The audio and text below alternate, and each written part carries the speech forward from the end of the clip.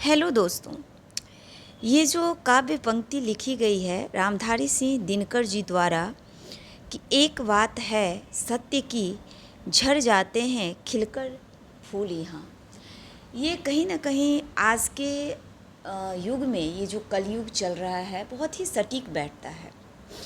सत्य बेचारा कहीं का नहीं रहता है, वो असत्य के कौरव सेना के बीच में इस कदर फंस जाता है कि उसे अभिमन्यु की तरह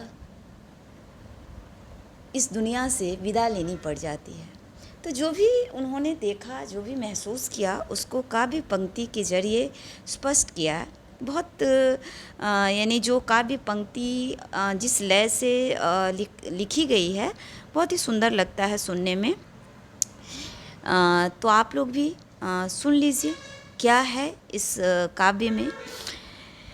माया के मोहक वन की क्या कहूँ कहानी परदेसी, माया के मोहक वन की क्या कहूँ कहानी परदेसी, भय है सुनकर हंस दोगे मेरी नादानी परदेसी।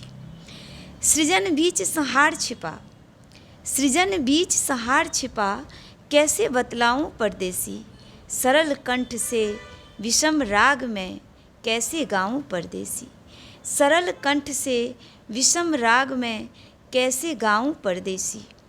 एक बात है सत्य की, झड़ जाते हैं खिलकर फूल यहाँ, एक बात है सत्य की, झड़ जाते हैं खिलकर फूल यहाँ, जो अनुकूल वही बन जाता दुर्दिन में प्रतिकूल यहाँ। मैत्री के शीतल कानन में छिपा कपट का सूल यहाँ, मैत्री के शीतल कानन में छिपा कपट का सूल यहाँ, कितने कीटों से सेवित है मानवता का मूल यहाँ।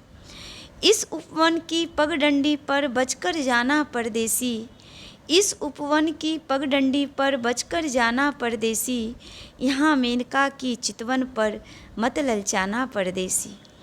जगती में मादकता देखी लेकिन अक्षय तत्व नहीं, जगती में मादकता देखी लेकिन अक्षय तत्व नहीं, आकर्षण में तृप्ति उड़ सुंदरता में अमरत्व नहीं, आकर्षण में तृप्ति उड़ सुंदरता में अमरत्व नहीं, यहाँ प्रेम में मिली विकलता जीवन में परितोष नहीं।